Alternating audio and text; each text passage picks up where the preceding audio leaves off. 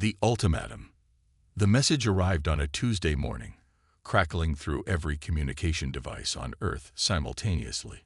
Television broadcasts stopped mid-sentence, radio stations fell silent, and smartphone screens blazed with an image that would haunt humanity's dreams for generations to come. Supreme Chancellor Vex of the Corvini hegemony stood before a backdrop of burning worlds.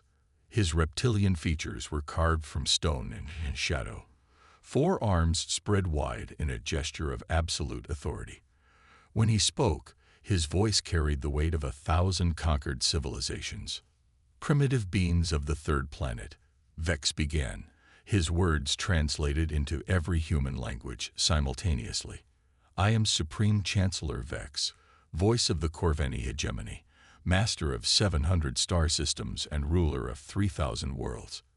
Your insignificant planet has been selected for incorporation into our glorious empire. President Marcus Cole sat in the Oval Office, his weathered hands gripping the edge of his desk as he watched the transmission. Around him, his advisors stood frozen, their faces pale with the reality of what they were witnessing. This was the moment they had all feared but secretly prepared for since the first radio telescopes detected artificial signals from deep space. You have 72 of your planetary rotations to surrender unconditionally. Vex continued, his golden eyes gleaming with cold amusement. Your weapons are toys. Your ships are barely capable of reaching your own moon. Your technology is primitive beyond measure. Resistance is not merely futile. It is laughable. The transmission showed images of the Corvini fleet. Massive dreadnoughts stretched across the void like metal mountains, each one dwarfing Earth's largest cities. Their weapons could crack continents, their shields could withstand the fury of stars. Behind the flagship, hundreds of smaller vessels formed a perfect battle formation, their hulls bristling with weapons that had turned entire species to ash. If you surrender, your people will be relocated to suitable agricultural worlds, where they will serve the hegemony with dignity. If you resist, your planet will be sterilized and used as a mining facility. The choice is yours, but understand this. The Corvini hegemony has never been denied. Your answer will change nothing except the manner of your servitude. The transmission ended, leaving Earth in stunned silence. For exactly 13 seconds, the planet held its breath. Then the screaming began. In the underground command center buried 3 miles beneath the Rocky Mountains, a different kind of meeting was taking place. Admiral Sarah Chen stood before a holographic display showing Earth's real military assets, her dark eyes calculating odds that would have terrified any reasonable person. Around the circular table sat the handful of humans who knew Earth's greatest secret. Ladies and gentlemen, President Cole said as he entered the chamber, his public mask of concerned leadership replaced by something far more dangerous. It's time to discuss Project Starforge. Dr. Elena Vasquez, brilliant physicist and architect of humanity's hidden weapons program, activated the main display. The room filled with a 3-dimensional map of the solar system, but this wasn't the version shown in any textbook. Hidden shipyards orbited Mars, their docks filled with vessels that officially didn't exist. The asteroid belt twinkled with mining stations that were actually weapon platforms in disguise. Even Earth's moon showed installations that no civilian satellite had ever detected. For 50 years, ever since we decoded those first alien transmissions, we've been preparing for this moment. Admiral Chen said, her voice steady despite the magnitude of what they faced. The Corvini think they're facing a primitive species with chemical rockets and nuclear weapons. They have no idea what we've actually built. The display zoomed in on Mars, revealing the Olympus shipyards, a massive construction facility hidden within the planet's largest volcano. Dozens of ships floated in the construction bays, their designs inspired by alien technology, but improved by human ingenuity. These weren't the crude spacecraft the world knew about. These were predators built for war. The quantum drive technology we reverse-engineered from the Kepler probe has given us capabilities the Corvini won't expect. Dr. Vasquez explained, her fingers dancing across her tablet as technical specifications filled the air around them. Our ships can appear anywhere in the system within minutes. Our weapons use principles of physics they haven't discovered yet. Most importantly, our artificial intelligence networks can coordinate attacks across multiple theaters simultaneously. President Cole studied the tactical projections with the eye of a former Marine general. The Corvani fleet was impressive, but they were following standard Imperial doctrine. Overwhelming force applied to demoralize the enemy into quick surrender. They expected fear, panic, and capitulation. They would get none of those things. "What's our timeline?" Cole asked. "Captain James Morrison and the stealth carrier Prometheus are already moving into position near Jupiter," Admiral Chen replied. "The Mars fleet will be combat-ready in 36 hours. The asteroid belt platforms need 48 hours to fully power up their main weapons." "And our public response?" Cole smiled grimly. "We give them exactly what they expect to see: fear, panic, and desperate attempts at negotiation. Let them think we're helpless while we prepare to show them just how wrong they are." The next 72 hours would test everything humanity had built in secret. The Corvani expected Earth to beg for mercy. Instead, they would learn why threatening humanity's home was the last mistake their empire would ever make. As the meeting dispersed, each member carrying orders that would reshape the galaxy, Admiral Chen remained behind with the president. The weight of 8 billion lives pressed down on them both, but neither showed the fear that would have been natural for any sane person facing impossible odds. "Sarah," President Cole said quietly, "are we really going to pull this off?" Admiral Chen looked at the display showing their hidden fleets, their secret weapons, and the dedication of thousands of men and women who had spent their lives preparing for this moment. "Mr. President," the Corvani made one fatal error in their calculations. They assumed that a species capable of reaching space in just a few decades, going from wooden ships to quantum drives in less than a century, would simply roll over when threatened. She turned to face him, her expression carrying the confidence of someone who had spent her entire career preparing for this exact scenario. "They're about to learn that humans don't surrender. We adapt, we overcome, and we make our enemies regret ever finding us." Outside the command center, the world continued its carefully orchestrated performance of terror and helplessness. News broadcasts showed crying children, desperate politicians calling for calm, and military officials admitting they had no way to fight such advanced aliens. The stock markets crashed, religions proclaimed the end times, and governments around the world began drafting surrender documents. But in the hidden places where humanity's real strength lay dormant, different preparations were underway. Ships that had waited decades for this moment began powering up their engines. Weapons designed to crack alien hulls charged their quantum cores. And throughout the solar system, men and women who had trained their entire lives for this war took their positions and waited for the order to show the galaxy what humanity was truly capable of. The Corvani had given Earth 72 hours to surrender. They would get their answer right on schedule. But it wouldn't be the answer they expected, and it certainly wouldn't be the one they wanted. Humanity was about to teach the galaxy's greatest empire a lesson they would never forget. Never threaten a species that has spent its entire history finding new ways to kill its enemies. The countdown had begun, and Earth was ready to answer with steel, fire, and the unbreakable will of a species that had clawed its way from caves to stars in the blink of an evolutionary eye. The answer in steel. The Corvani battle fleet arrived at the edge of Earth's solar system with the confidence of predators approaching helpless prey. Supreme Chancellor Vex stood on the bridge of his flagship, the Eternal Dominion, watching the primitive blue world grow larger on his screens. Around him, his officers prepared for what they assumed would be another routine occupation. "Chancellor," his communications officer reported, "we're receiving multiple transmissions from the human planet. Their leaders are requesting negotiations, offering complete surrender, begging for mercy." Vex's four arms gestured dismissively. Standard behavior from inferior species. Have they provided their military positions as requested? "Yes, Chancellor. All their naval vessels are returning to port." Their aircraft are grounding. Their nuclear weapons are being deactivated under our observation protocols. Perfect. Another bloodless conquest for the hegemony's records. Vex had personally overseen the subjugation of 47 worlds, and this would be among the easiest. The humans had no real military, no advanced technology, and no will to fight.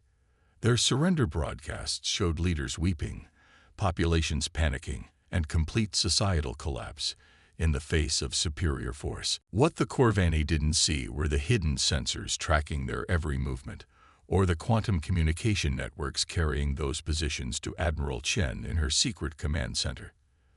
They didn't detect the stealth fields hiding Captain Morrison's task force among Jupiter's moons, or notice the subtle energy signatures that would have revealed humanity's true capabilities.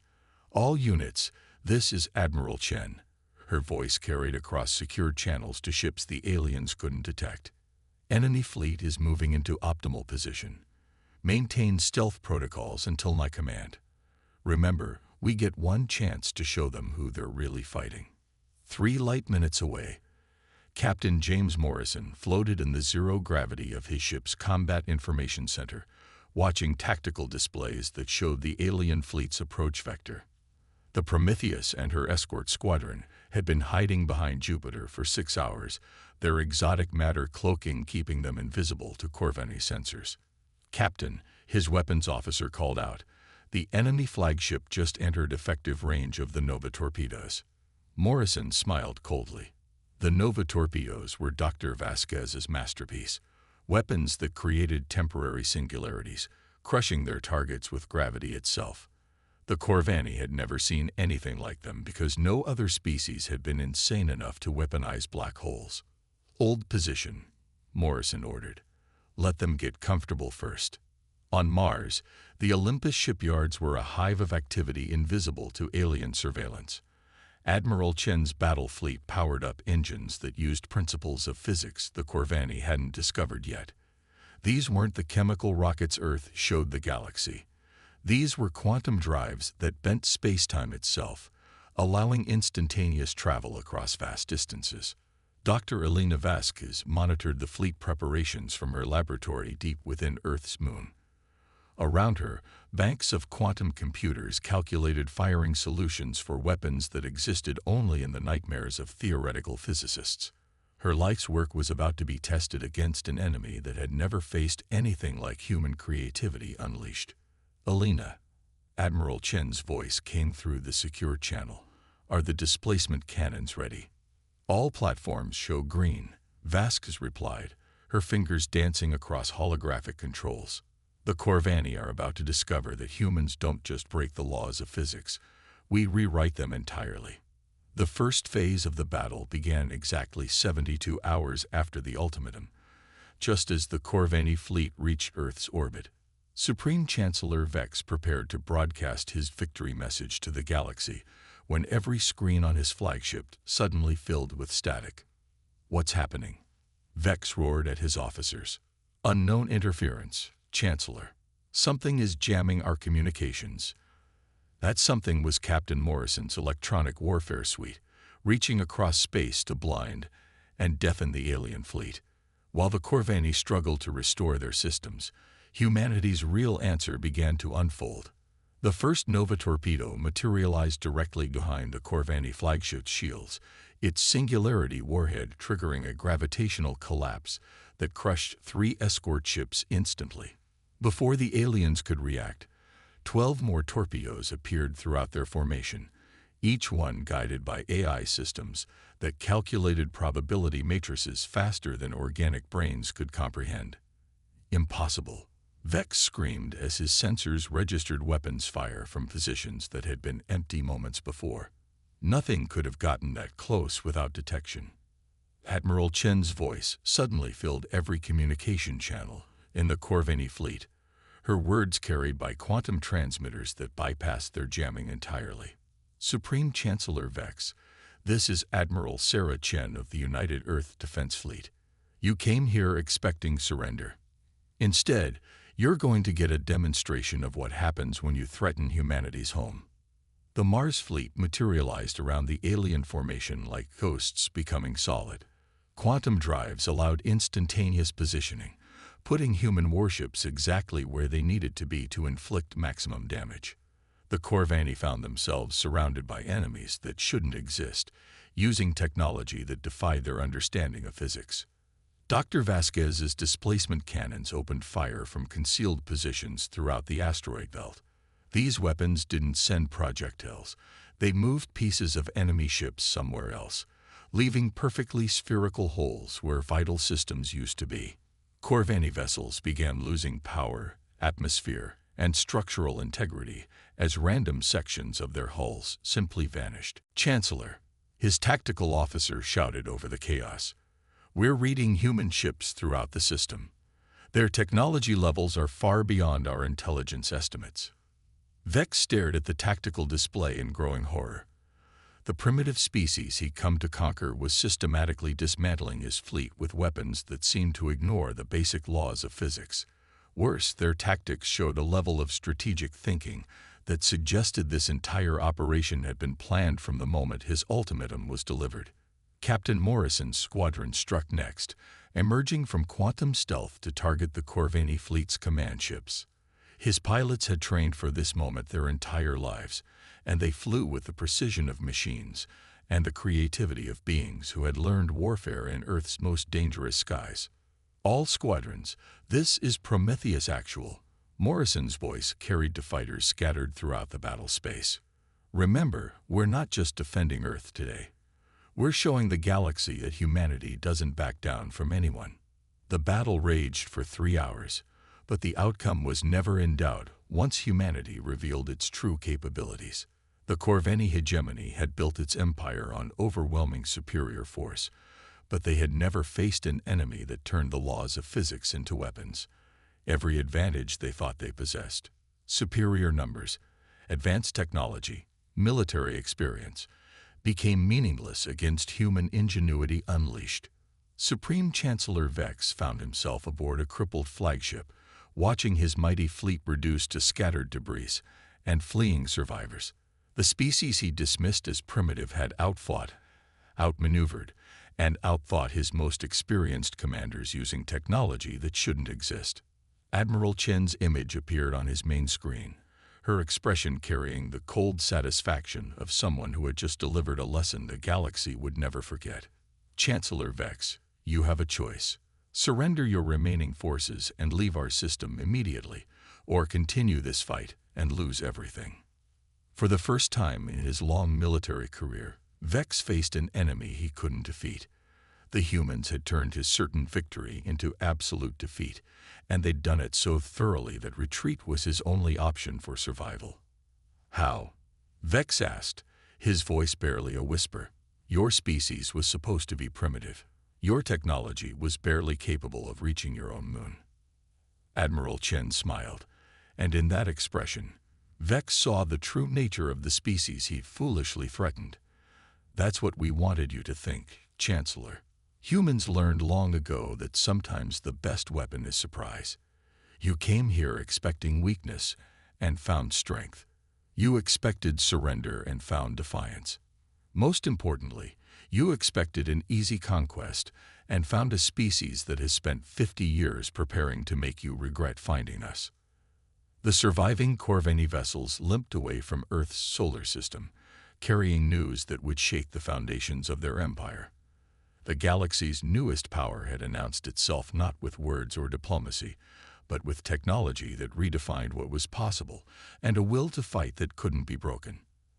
As the last alien ship vanished into hyperspace, Admiral Chen stood in her command center and looked at the displays showing Earth, safe, secure, and now respected throughout the galaxy as a force to be reckoned with.